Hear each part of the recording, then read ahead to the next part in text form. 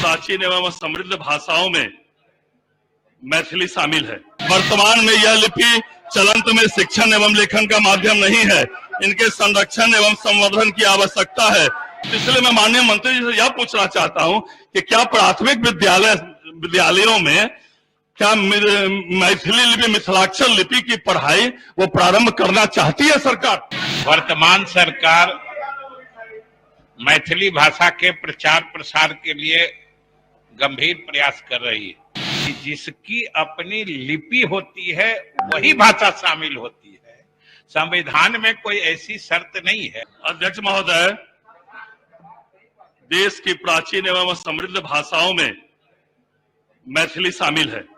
बिहार एवं देश में रह रहे 5 करोड़ से ऊपर लोगों की मातृभाषा मैथिली है, जिसे वर्ष 2003 में प्रधानमंत्री अटल बिहारी वाजपेयी के प्रधानमंत्रित्व काल में संविधान के 8वीं अनुसूची में शामिल किया गया।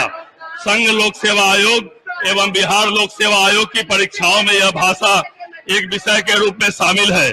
मैथिली भाषा की अपनी लिपि मिथिलाक्षर है। कवि विद्यापति समेत अनेक विद्वानों ने इस लिपि में ग्रंथों की रचना की है। वर्तमान में यह लिपि चलंत में शिक्षण एवं लेखन का माध्यम नहीं है। इनके संरक्षण एवं संवर्धन की आवश्यकता है। अतः मिथिलाक्षर लिपि लेखन एवं शिक्षण का माध्यम बने, इसके लिए मिथिलाक्षर लिपि का संरक्षण एवं संवर्धन हेतु हम सदन के माध्यम से सरकार का ध्यान आकृष्ट करते हैं। माननीय मंत्री शिक्षा विभाग।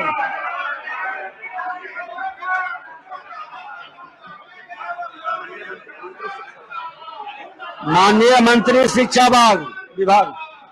महोदय, वर्तमान सरकार मैथिली भाषा के प्रचार प्रसार के लिए गंभीर प्रयास कर रही है। व्याख्याताओं के नियुक्ति के क्रम में बिहार लोक सेवा आयोग की अनुशंसा के आधार पर मैथिली भाषा में 49 व्याख्याताओं की नियुक्ति विभिन्न विश्वविद्यालयों के अंतर्गत की गई है। माध्यमिक एवं उच्च माध्यमिक विद्यालयों में भी मैथिली के स्वीकृत पद के विरुद्ध नियोजन की कार्रवाई चल रही है। मैथिली अकादमी मैथिली भाषा के विकास के लिए सतत कार्यशील है। संघ लोक सेवा आयोग एवं बिहार लोक सेवा आयोग की परीक्षाओं के लिए प्रायः सभी महत्वपूर्ण पुस्तकें मैथिली अकादमी के द्वारा प्रकाशित की गई हैं। बड़ी संख्या में छात्र छात्राएं इससे लाभान्वित हो रहे हैं।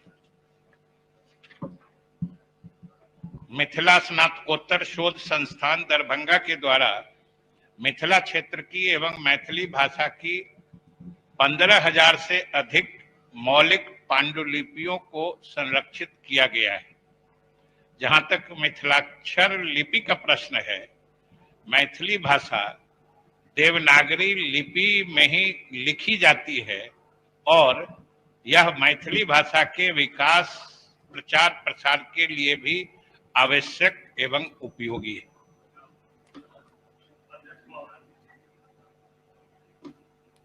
अध्यक्ष महोदय, मैथिली को जो 8वीं अनुसूची में शामिल किया गया वो इसलिए शामिल किया गया कि इसकी लिपि मिथिलाक्षर थी, क्योंकि संविधान के 8वीं अनुसूची में वही भाषा शामिल की जाती है जिसकी अपनी लिपि होती है और 22 भाषा को संविधान की 8वीं अनुसूची में शामिल किया गया देश की, वो इसीलिए कि उसकी अपनी लिपि थी। और 22 में से 21 जो संविधान की 8वीं अनुसूची में शामिल है भाषा, उसके जिन जिन राज्यों में शामिल है या देश में प्राथमिक शिक्षा से उसकी पढ़ाई प्रारंभ होती है। केवल मैथिली ऐसी लिपि है, मिथिलाक्षर ऐसी लिपि है देश में, मिथिला में, जिसकी प्राथमिक विद्यालय से पढ़ाई नहीं होती है। और जब हम लोग बचपन में पढ़ा करते थे, जब यह संवैधानिक मान्यता इस मिथिलाक्षर मिथिला लिपि को नहीं था, तब मैट्रिक में, इंटर में 50 नंबर का विषय हुआ करता था जो मिथिला लिपि में पढ़ते थे। यह भावनात्मक भी जुड़ाव है, हमारे धरोहर की रक्षा की भी बात है और संविधान की संवैधानिक मान्यता की भी बात है।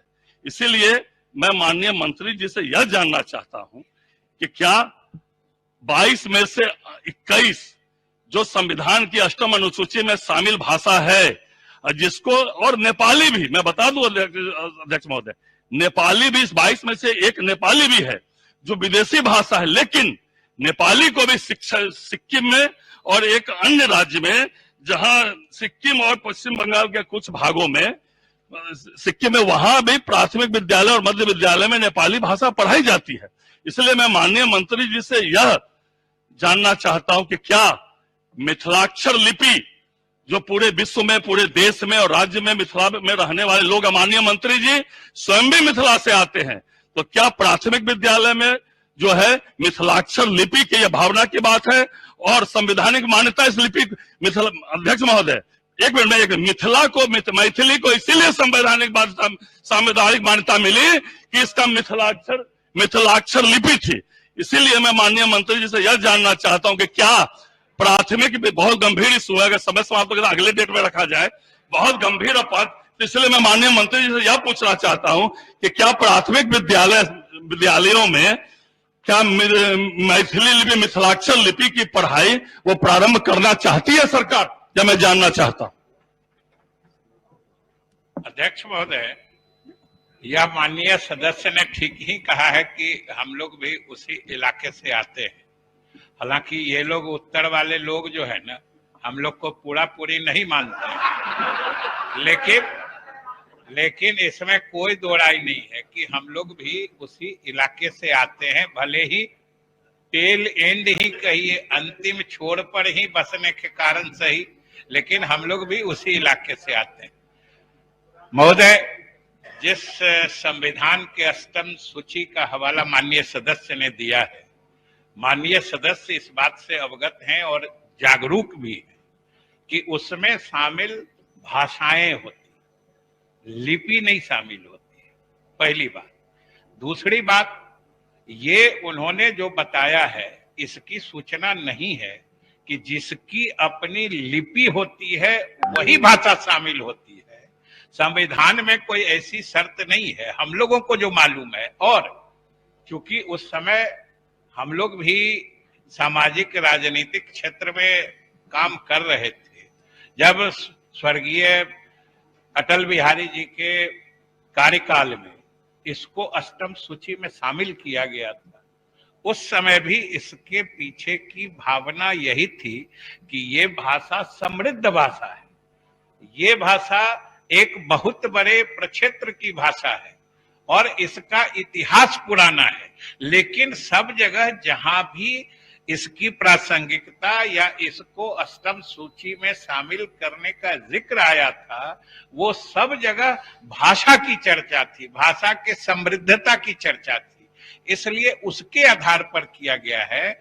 और माननीय सदस्य इस बात से अवगत होंगे कि आज भी जो मैथिली भाषा है वो देवनागरी लिपि में ही लिखी जाती है, और देवनागरी तो संस्कृत की भी लिपि है, देव लिपि है, उसमें मैथिली भाषा चलती है। और अध्यक्ष महोदय, ये मैथिली भाषा का इतिहास इस बात का साक्षी है कि इसके जहां भी पिछला इतिहास देखा जाए, चाहे महाकवि विद्यापति, जिसने इस भाषा को शायद अपने बिहार से लेके पूरे देश, पूरे दुनिया में इसको उतना ज्यादा लोकप्रिय किसी दूसरे कवि ने नहीं बनाया जितना महाकवि विद्यापति ने बनाया था मैथिली भाषा को। और उनकी जितनी किताबें, जितनी रचनाएं, जितनी उनके संग्रह हैं जो उन्होंने मैथिली भाषा में लिखी है, वो सब देवनागरी लिपि में है। इसलिए, और इसीलिए मैंने कहा था कि देवनागरी लिपि को मैथिली भाषा का स्रोत या जरिया बनाने के पीछे मंशा भी यही थी कि इसको और ज्यादा लोकप्रिय बनाया जाए। और हम समझते हैं कि जब से मैथिली भाषा ने देवनागरी लिपि को अपनाया है, तब से यह भाषा और ज्यादा लोकप्रिय हुई है, इसलिए माननीय सदस्य को संतुष्ट होना।